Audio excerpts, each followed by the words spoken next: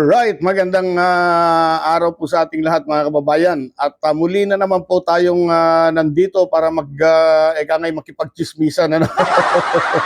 Okay, inaabangan na po ng marami po ang gagawing pagkilos nitong si Ombudsman Remulla. Ano po? Mula po sa mainstream media hanggang po sa social media. At maging ang sambayan ng Pilipino na naniniwala po na dapat pong masampahan po ng kasong plunder itong si Senator Marcoleta. Ano po? Well, atin pong matatandaan mga kababayan, nung Lunes po, itong Lunes na nakaraan, in-announce po ni Ombudsman Remulla na sasampahan nila ng kaso itong si Senator Rodante Marcoleta. Ngayong linggo po, within the week, ang sabi niya. At ito na nga po, ito yung naging mitsa rin kung bakit po nangyari po ang isang surprise rally nitong mga kapatiran sa iglesia. Iglesia, ano ba, nabubulol tayo? Kung saan nga po ay tinututulan nila ang gagawing pagsasampa po ng ombudsman dito kay Senador Dante Marcoleta na kanilang miyembro. At 3 araw po ang dinulot po. Dulot po niyan ay perwisyo. Perwisyo sa ating mga kababayan. Sa EDSA ay nagkanda buhol-buhol ang trapiko po doon. At according to MMDA, sandamakmak din po ang basurang hinakot na iniwan ng mga ito. At dahil nangyari kasi, na-revoke yung kanilang permit po doon sa Quezon City, lumipat naman po sila sa Manila.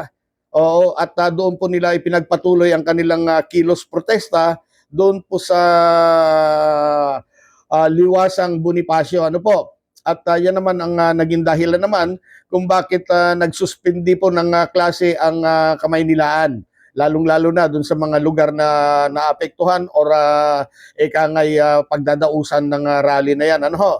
At kahapon nga po, nakita natin sa mga reports na wala na, lagas na po yung bilang, yung bilang po nila doon sa EDSA.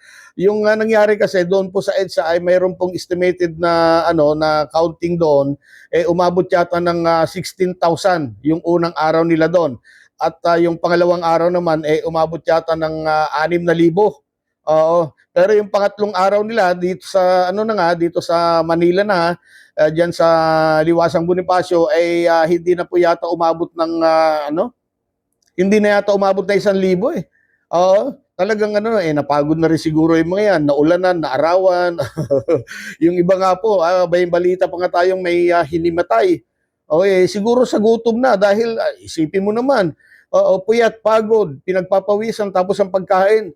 Bibigyan kayo ng lugaw. Ay, lintiya.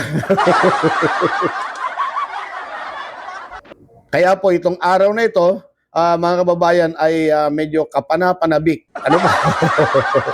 Huling araw na po ito dun sa sinabi po ni Ombudsman Remulla na magsasampa po ng kaso o kaya sasampahan ng kaso itong si Senator Rodante Marcoleta.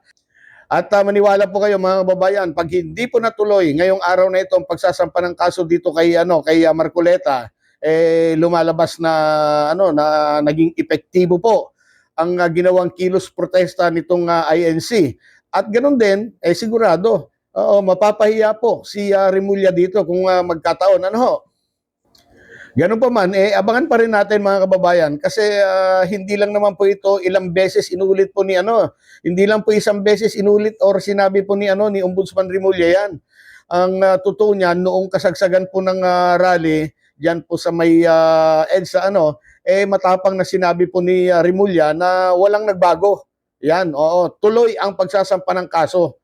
Yan ang sinabi po ng matikas nating Ombudsman Boying Remulla.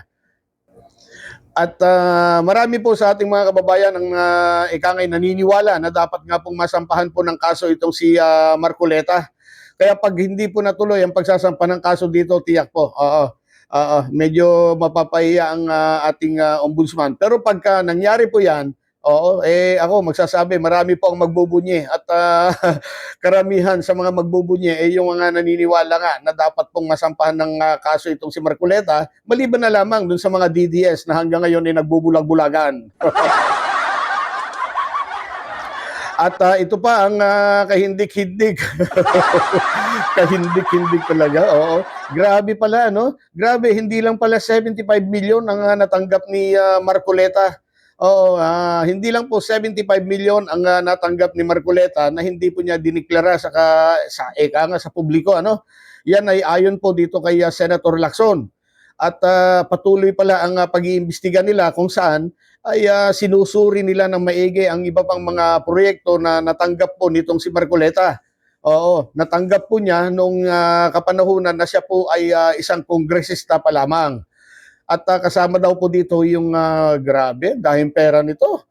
500 million allocables na natanggap daw po ni Rodante Marcoleta para sa mga proyekto. Wow, grabe talaga yan. Daming pera, ang hirap bilangin niya. Oo, at ganun din, sinisilip din po na kinalaman po ni Marcoleta sa pagkaka-appoint o kaya pagkakatalaga po dito kay DPWH dating Secretary Manuel Bunuan. Oo, halaka. Paano yan? Itong si Bunuan magiging testigo na ayon kay Remulla. Patay. Ay, sigurado ito. Pag nag-tell all, naku po, ang dami pong madadawit yan. Paano kung banggitin niya yung pangalan ni Marcoleta naman? Lalong nalintigan na. Ano ito? Breaking news. Oy, breaking news mga kababayan. Oo, breaking news. Ito, pakinggan natin ang breaking news ha. Ito. Kanina isampa na ng Office of the Ombudsman dito Naku sa po. Sandigan Bayan ang kasong plunder laban kay Senator Rodante Marcoleta. Antabayanan pa ang ilang detalye sa balitang ito, maya-maya lamang dito sa ating himpilan. Yan ang balitang kumpirmado, sigurado. Ito ang Radyo Patrol, Nico Bagsik, DZMM.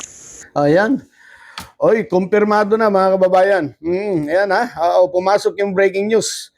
Ngayon lang po ito habang ginagawa po natin itong video na ito, pumasok po ang flash report galing po sa DZMM.